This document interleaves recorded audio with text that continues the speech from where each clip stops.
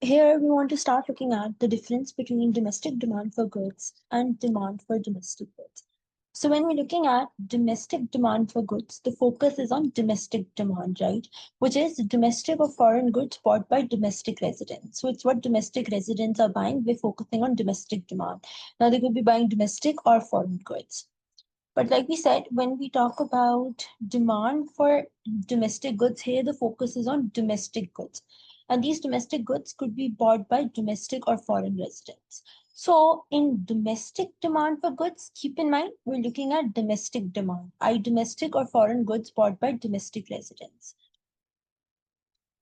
And in demand for domestic goods, we're looking at domestic goods bought by domestic or foreign residents, right? So it's important to keep in mind in domestic demand for goods, the focus is on domestic demand. For domestic residents buying, it could be domestic or foreign goods. And in domestic demand for goods, and in demand for domestic goods, the focus is on domestic goods, which could be bought by domestic or foreign residents.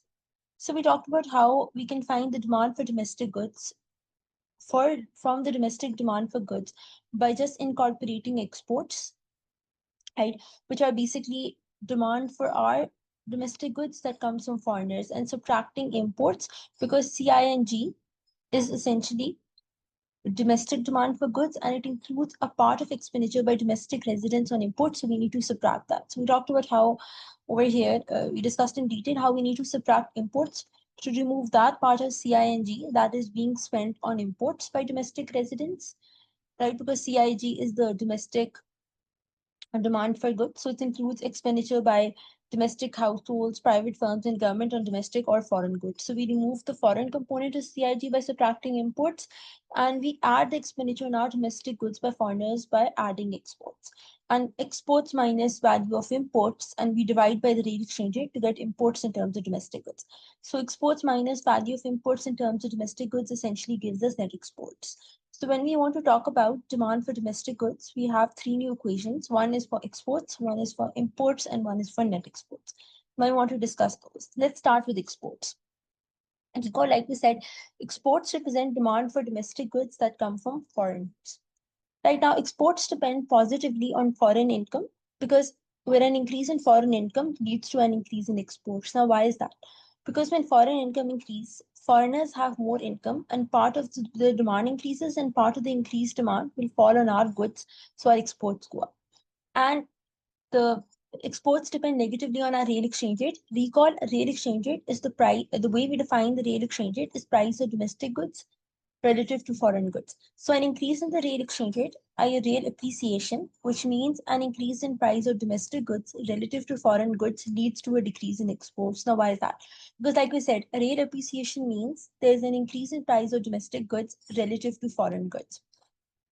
So that would make the country's goods relatively more expensive to foreigners, which will lead to a decrease in foreign demand for domestic goods, hence exports go down.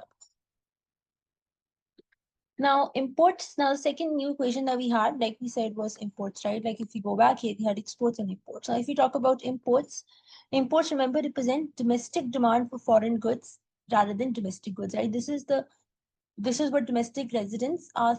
This is representing domestic residents' expenditure on foreign goods rather than domestic goods. That's why we subtract it from DD to get from domestic demand for goods to get demand for domestic goods. Now, imports depend positively on domestic income. So exports depend on foreign income because the demand for exports is coming from foreigners. Imports depend upon your own domestic income because the demand for imports is coming from your own domestic residents. An increase in domestic income leads to an increase in imports because when income increases, right? Because when our domestic income increases, we have more income, and part of our increased demand falls on foreign goods, so imports increase. Now, imports depend positively on the real exchange rate because, see, like we said, a real appreciation means an increase in price of domestic goods relative to foreign goods. So it makes foreign goods relatively less expensive than domestic goods at home, which leads to a shift in domestic demands towards foreign goods, hence imports increase. Right? So both exports and imports, they depend upon a real exchange rate. Exports depend upon foreign income, right? So both exports and imports depend upon real exchange rate, which is the price of domestic goods relative to foreign goods. right? Now, exports depend upon foreign income because the demand for exports is coming from foreigners, right? So it depends upon their income. Imports depend upon domestic income because demand for imports is coming from domestic residents, so it depends upon our own income. Why? The last equation I want to talk about is net exports, or what we can also call trade balance. Net exports is the value of exports minus the value of imports in terms of domestic goods. Right? So we divide imports by real exchange rate to express the value in terms of domestic goods. Now, Y and Y star have clear-cut effects on net exports. Where when we know that Y increases, imports go up. So when Y increases, imports go up, so net exports go down, right? When Y star increases, exports go up, net exports go up. Right, but we have an ambiguous effect of real exchange rate on net exports because the real exchange rate appears in three places. One, we know that when the real exchange rate goes down, exports go up, which causes net exports to go up. Because, like you said, real exchange rate, because exports depend negatively on the real exchange rate and imports depend positively on the real exchange rate. We discussed this before.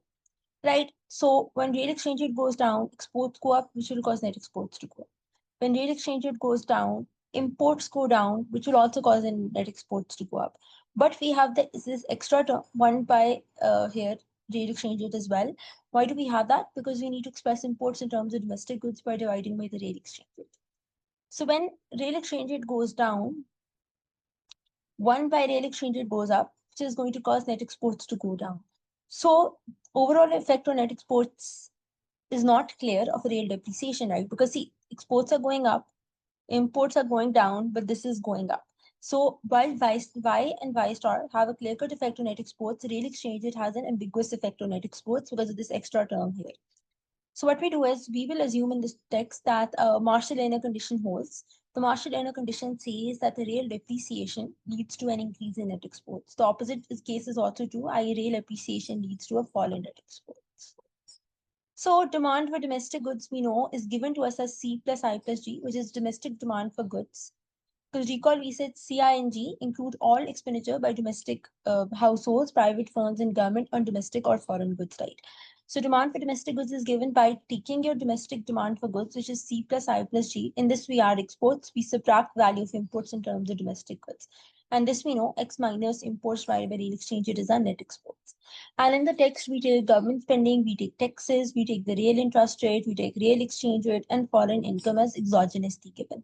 Here we can notice the difference between demand for domestic goods and domestic demand for goods, which is C plus I plus G, is net export. So when net exports is zero, as in a closed economy, demand for domestic goods and domestic demand for goods is identical, which is why when we were looking at a closed economy, we did not distinguish between the two concepts. But when you look at an open economy, we do have to distinguish between demand for domestic goods, whenever we're looking at domestic goods bought by domestic or foreign residents, and in, like we said here, let's go back quickly, right? And we know in domestic demand for goods, we're looking at domestic or foreign goods bought by domestic residents.